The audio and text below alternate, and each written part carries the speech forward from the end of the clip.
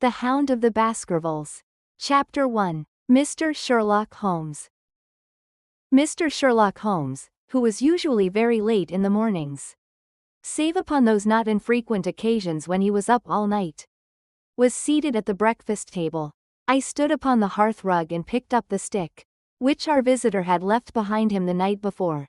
It was a fine, thick piece of wood, bulbous-headed, of the sort which is known as a Penang lawyer. Just under the head was a broad silver band nearly an inch across.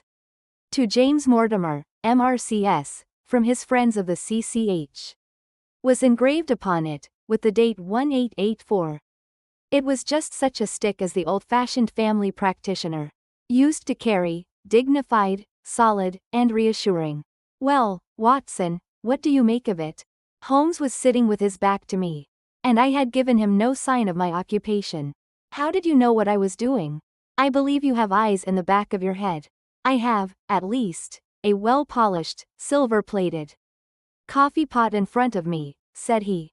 "But, tell me, Watson, what do you make of our visitor's stick? Since we have been so unfortunate as to miss him and have no notion of his errand, this accidental souvenir becomes of importance. Let me hear you reconstruct the man by an examination of it." "I think," said I, following as far as I could the methods of my companion, "that Dr. Mortimer is a successful, elderly medical man, well esteemed, since those who know him give him this mark of their appreciation." "Good," said Holmes. "Excellent. I think also that the probability is in favor of his being a country practitioner who does a great deal of his visiting on foot." "Why so?" "Because this stick, though originally a very handsome one, has been so knocked about that I can hardly imagine a town practitioner carrying it. The thick iron ferrule is worn down, so it is evident that he has done a great amount of walking with it."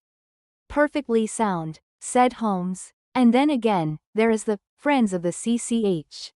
I should guess that to be the something hunt, the local hunt to whose members he has possibly given some surgical assistance, and which has made him a small presentation in return." "Really, Watson, you excel yourself," said Holmes, pushing back his chair and lighting a cigarette. "I am bound to say that in all the accounts which you have been so good as to give of my own small achievements, you have habitually underrated your own abilities. It may be that you are not yourself luminous, but you are a conductor of light. Some people without possessing genius have a remarkable power of stimulating it. I confess, my dear fellow, that I am very much in your debt." He had never said as much before, and I must admit that his words gave me keen pleasure, for I had often been piqued by his indifference to my admiration, and to the attempts which I had made to give publicity to his methods. I was proud, too, to think that I had so far mastered his system as to apply it in a way which earned his approval. He now took the stick from my hands, and examined it for a few minutes with his naked eyes. Then with an expression of interest he laid down his cigarette, and carrying the cane to the window, he looked over it again with a convex lens. "Interesting, though elementary," said he, as he returned to his favorite corner of the settee.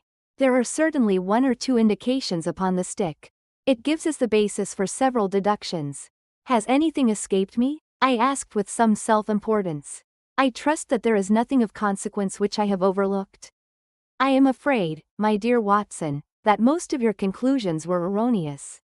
When I said that you stimulated me, I meant, to be frank, that in noting your fallacies, I was occasionally guided towards the truth.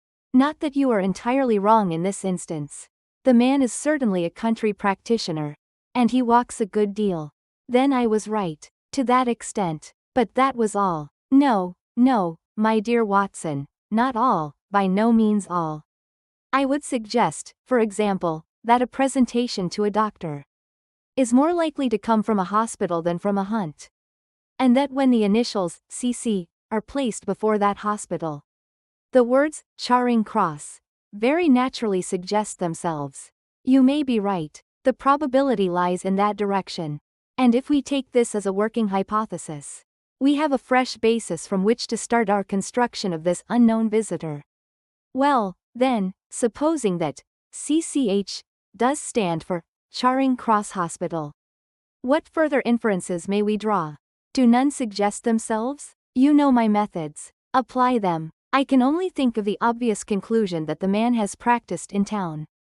Before going to the country, I think that we might venture a little farther than this. Look at it in this light. On what occasion would it be most probable that such a presentation would be made? When would his friends unite to give him a pledge of their goodwill? Obviously at the moment when Dr. Mortimer withdrew from the service of the hospital, in order to start a practice for himself. We know there has been a presentation. We believe there has been a change from a town hospital to a country practice. Is it, then, stretching our inference too far to say that the presentation was on the occasion of the change? It certainly seems probable. Now, you will observe that he could not have been on the staff of the hospital, since only a man well established in a London practice could hold such a position. And such a one would not drift into the country. What was he, then, if he was in the hospital and yet not on the staff? He could only have been a house surgeon or a house physician, little more than a senior student. And he left 5 years ago, the date is on the stick.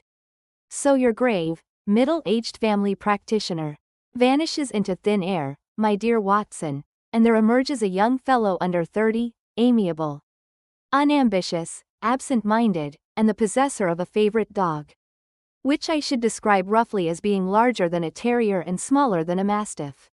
I laughed incredulously as Sherlock Holmes leaned back in his settee and blew little, wavering rings of smoke up to the ceiling.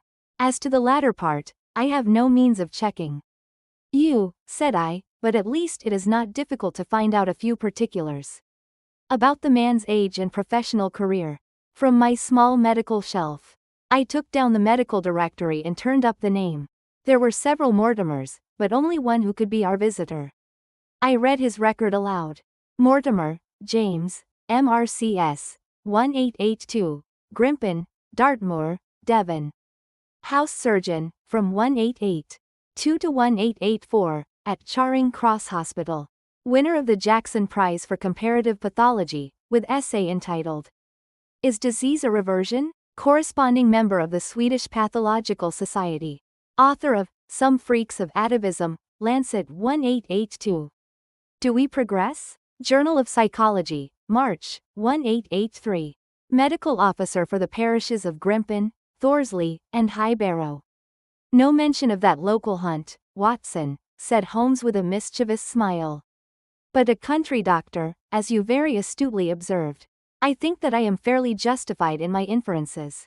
As to the adjectives, I said, if I remember right, amiable, unambitious, and absent-minded. It is my experience that it is only an amiable man in this world who receives testimonials. Only an unambitious one who abandons a London career for the country. And only an absent-minded one who leaves his stick, and not his visiting card after waiting an hour in your room. And the dog has been in the habit of carrying this stick behind his master. Being a heavy stick, the dog has held it tightly by the middle, and the marks of his teeth are very plainly visible. The dog's jaw, as shown in the space between these marks, is too broad in my opinion for a terrier and not broad enough for a mastiff. It may have been, yes, by Jove, it is a curly-haired spaniel. He had risen and paced the room as he spoke. Now he halted in the recess of the window. There was such a ring of conviction in his voice that I glanced up in surprise. My dear fellow, how can you possibly be so sure of that? For the very simple reason that I see the dog himself on our very doorstep. And there is the ring of its owner. Don't move, I beg you, Watson. He is a professional brother of yours. And your presence may be of assistance to me. Now is the dramatic moment of fate, Watson, when you hear a step upon the stair, which is walking into your life, and you know not whether for good or ill. What does Dr. James Mortimer, the man of science, ask of Sherlock Holmes, the specialist in crime? Come in. The appearance of our visitor was a surprise to me, since I had expected a typical country practitioner. He was a very tall, thin man, with a long nose like a beak, which jutted out between two keen, grey eyes, set closely together and sparkling brightly from behind a pair of gold-rimmed glasses. He was clad in a professional, but rather slovenly fashion, for his frock coat was dingy and his trousers frayed. Though young, his long back was already bowed, And he walked with a forward thrust of his head and a general air of peering benevolence. As he entered, his eyes fell upon the stick in Holmes's hand. And he ran towards it with an exclamation of joy. "I am so very glad," said he. "I was not sure whether I had left it here or in the shipping office. I would not lose that stick for the world." "A presentation, I see," said Holmes. "Yes, sir. From Charing Cross Hospital? From one or two friends there on the occasion of my marriage." "Dear, dear, that's bad," said Holmes, shaking his head. Dr. Mortimer blinked through his glasses in mild astonishment. "Why was it bad?" "Only that you have disarranged our little deductions." "Your marriage, you say?" "Yes, sir. I married and so left the hospital, and with it all hopes of a consulting practice. It was necessary to make a home of my own." Come, we are not so far wrong, after all," said Holmes.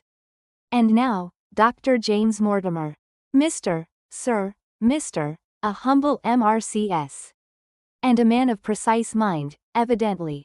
A dabbler in science, Mr. Holmes. A picker-up of shells on the shores of the great unknown ocean.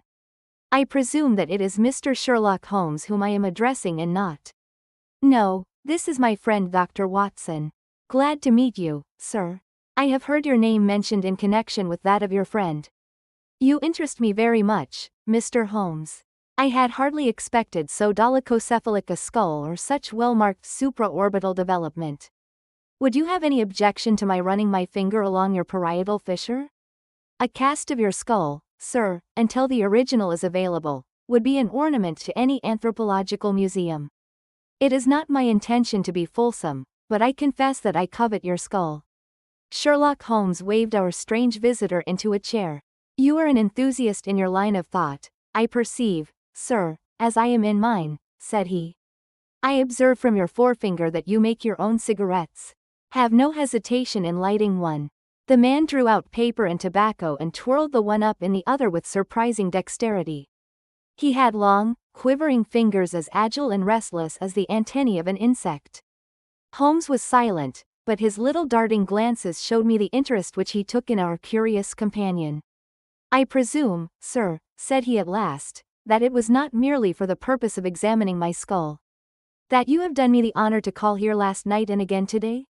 "No, sir, no, though I am happy to have had the opportunity of doing that as well. I came to you, Mr. Holmes, because I recognize that I am myself an unpractical man. And because I am suddenly confronted with a most serious and extraordinary problem. Recognizing, as I do, that you are the second highest expert in Europe." "Indeed, sir. May I inquire who has the honor to be the first?" asked Holmes with some asperity. To the man of precisely scientific mind the work of Monsieur Bertillon must always appeal strongly. "Then had you not better consult him?" "I said, sir, to the precisely scientific mind. But as a practical man of affairs it is acknowledged that you stand alone." "I trust, sir, that I have not inadvertently." "Just a little," said Holmes. "I think, Dr. Mortimer, you would do wisely if without more ado you would kindly tell me plainly what the exact nature of the problem is in which you demand my assistance."